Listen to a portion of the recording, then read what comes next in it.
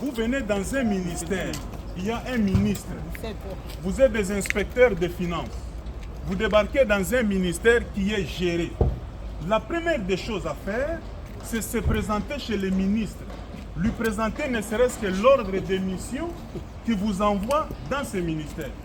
Que je sois ne serait-ce qu'informé que les inspecteurs des finances sont là, ils veulent faire le... On va filmer, monsieur, on va filmer. Suivez-moi. On va filmer. On vous donne l'ordre de mission, vous venez vous présenter au ministre avant le travail. Est-ce que vous l'avez fait? Comment vous pouvez vous comporter plus qu'un parquet? L'inspection des finances n'est pas au-dessus de la loi. Quand vous venez, j'apprends que vous venez chez le comptable, vous l'avez ravi 1000 $. Les inspecteurs des finances arrivent pour ravir un comptable 1000 $. Vous allez avec ça où? Vous lui ravissez tous ses effets personnels. Vous êtes tombé aussi en infraction et ça c'est du banditisme. Et ça, moi je ne peux pas accepter. Quand vous arrivez, le ministère est géré par un responsable, vous présentez l'ordre de mission, on vous oriente, vous allez faire votre travail. Ici il n'y a pas de voleurs, messieurs, que ce soit les enseignants fictifs, les écoles, tout est en ligne.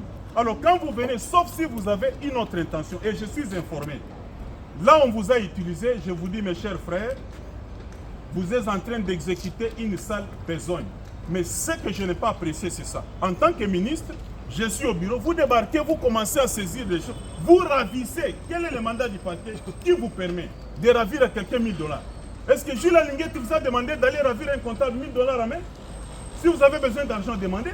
Les effets personnels, vous confisquez, vous demandez à un service, pour qu'il y ait dépenses, il faut votre autorisation. Est-ce qu'il y a un problème? Dites-moi un peu. Là, il y a un problème. Un inspecteur des finances n'est pas aussi au-dessus de la loi. Vous n'avez pas appris qu'il y a eu un détournement. C'est pour faire ce que vous faites là et vous commencez à faire du théâtre et vous avez exagéré. Je crois que là, la justice va s'occuper de nous tous et vous avez exagéré. Commencez par remettre les 1000 $ que vous avez ravis à un agent de l'EPST ici. Si on vous a envoyé dans la mission, moi je ne suis pas informé, vous ne m'avez pas vu, donc je ne représente rien pour vous à l'inspection des finances et ça c'est de la mauvaise foi. Commencez par remettre les 1000 $ que vous avez pris chez un agent et là je vais aussi appeler la justice. Ça va se passer comme ça. Et ça je ne peux pas tolérer. Et les chéquiers du comptable, ils ont eu même les chéquiers. Vous allez parler comment, monsieur? Est-ce que vous savez qu'il y a un ministre à la tête du ministère de l'EPST? Lui nous dit qu'il dépend de la présidence. Vous avez parlé quand même. Je ne suis pas votre ami. Suivez-moi, monsieur. Suivez-moi, monsieur. J'ai dit ici, le parquet va vous prendre aussi. Vous n'êtes pas au-dessus de la loi. Oui. Vous avez ravi des effets personnels des gens et ce n'est pas normal. Vous n'êtes pas au-dessus de la loi. Et là, vous êtes venu créer des problèmes dans un ministère où il n'y en a pas. Et je suis informé, on vous a envoyé. Je suis désolé. Le parquet va aussi vous entendre.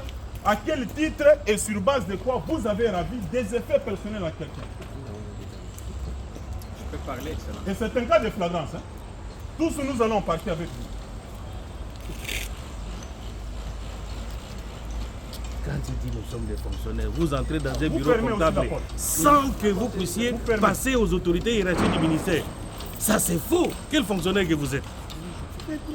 Hein? C'est la première fois. Vous croyez que c'est vous-même qui faites des missions?